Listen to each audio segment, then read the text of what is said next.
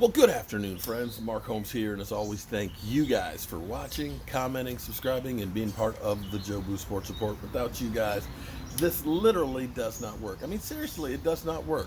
But not working is one of the things that you can never say about me because I am constantly busy. I have been working on just putting another coat of paint on the racks and stuff in there. Went out front and cleaned out the gutters. I had little maple trees like this tall growing at them, but I got them cleaned up. But I realized I got to rebuild my soffits. It's not good. I got some birds that are going into the attic, so I'm gonna have to take my punk ass and get up on a ladder and just do that stuff. Even though I'm scared of heights. That's right, I'm scared. I don't like being high. I don't like being high. I don't like being high, and I don't like being high up in the air either. I just don't like high. It's just something that bothers me. Although people will say, damn, you must be high because you believe Dak Prescott's a good quarterback. It's like, ha ha ha. But I'm trying to keep busy on this Memorial Day because that's what I do. And I got some peppers, lots of peppers that I got to plant. Oh my God, I love my peppers. Love my peppers. So I'm working on my garden up there. I got lettuce that you wouldn't believe. I got to pick some lettuce and have salad. Yeah, I need a salad. You know I need it. Yeah, we all need a salad. But, you like to see the plants grow, and it's just something special about when you pick your own peppers or pick your own tomatoes and lettuce. It's just better for you. But anyway, it's amazing because we have the whole concept of Dak versus Wentz. And this is one of those things that'll probably forever be talked about, and maybe we'll be lucky. And it will be kind of like Peyton Manning versus Tom Brady. We can only, both of us, hope that it ends up being one of those kind of rivalries. In fact, I would love to see that. That would be incredible. But there's so many, it's almost comical because it seems like the Eagles press give Dak Prescott more credit than most Cowboy ones do. That's the thing that amazes me more than anything else. I was reading an article. Maybe I'll get the link and put it in here about an Eagles writer, Gang Green, I think it's in, and basically he was going through. I mean, like he had no dog in the fight, but looking at the two, and he was pointing out things that Carson Wentz is better at, and giving reasons why he's better at this, and he was doing the same thing with Dak Prescott, and it's amazing.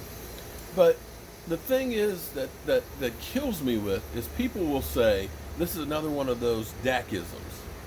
Well, unless Dak has ideal situations, then he doesn't succeed. And I think that's kind of a bit of a misnomer because average per play, Pro Football Focus, they're going through because right now, this time of year, there's not much to talk about. So they're going through statistics and they're giving you a lot of statistics. And statistics, I know, bottom line is, did you win or lose? But what you have to understand is, the Dallas Cowboys averaged per play 6.5 yards per play, which is phenomenal. This is literally unbelievable. And I know a lot of people are going to say, yeah, well, a lot of that came against Patsies. Yeah, but not all of it. Not every game. They were 8-8. They played, good teams in there too. But that's the average on there. There's other teams that had cake schedules that didn't get 6.5. In fact, the next closest to the Dallas Cowboys per play, 6.1, which was Kansas City. So wait. Understand, every time the Dallas Cowboys had the ball for a play, they got 0.4 yards more than the Kansas City Chiefs. And you look at this, and this is one of those things that you got to understand why there's a difference.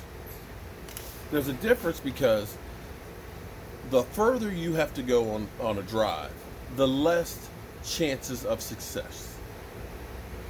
There's a big difference if you have 30 yards to go to get a score versus 95 yards.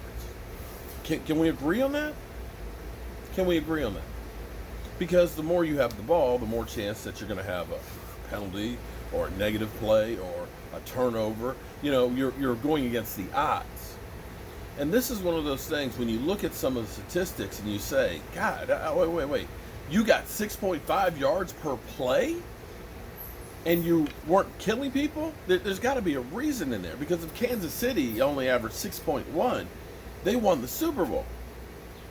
And this is where you have to understand as a football fan that there is more that goes on than just each and every offensive play. Because things that play into this are field position. One of the guys that ended up making a difference and being a standout on special teams was Kevon Frazier. Kevon Frazier was hurt the whole season. He was a guy that you missed a lot on special teams.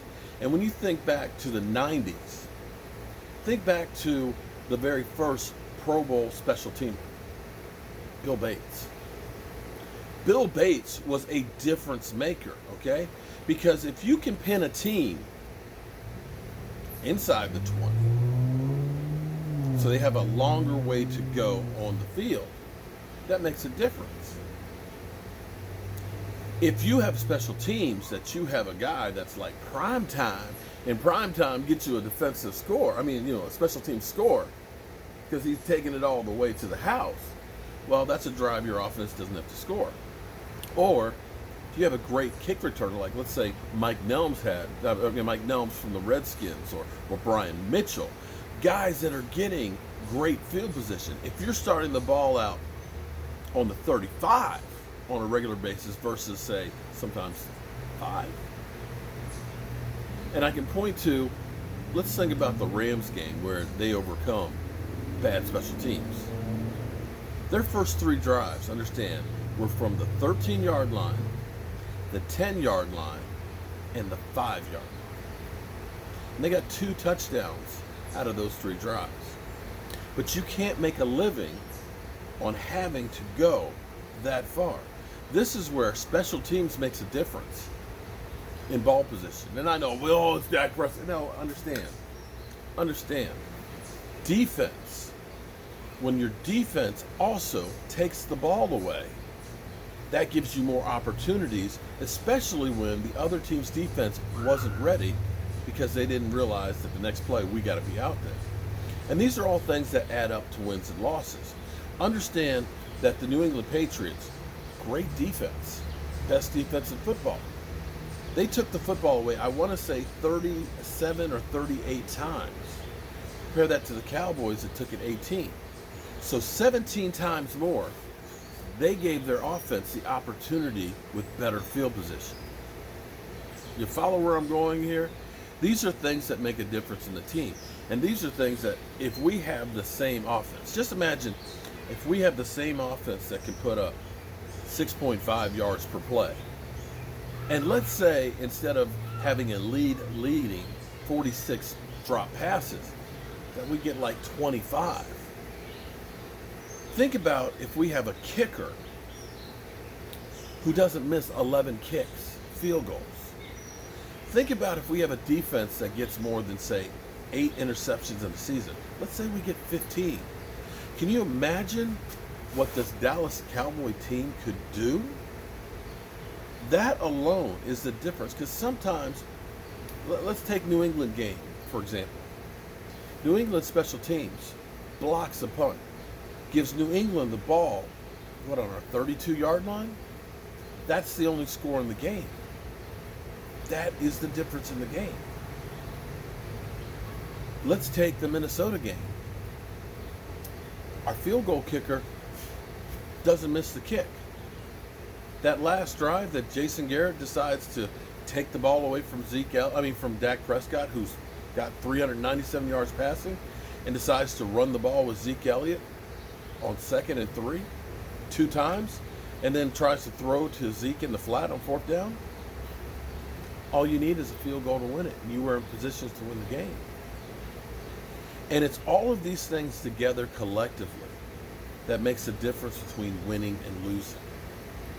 You can put it all on the quarterback, but understand, in that Super Bowl, Pat Mahomes wasn't having a great first half, but his defense stepped up, got some takeaways, gave them an advantage, and he gets MVP. And that's the difference between winning and losing. Living and dying, as they say on any given Sunday. All right. I'm gonna go plant me some hot peppers, and I'll do a little tutorial video and stuff, and we'll check in on my garden up there. Like I said, it's looking good. I mean, really good. All right, hope you guys having a great Memorial Day. I'll see you soon.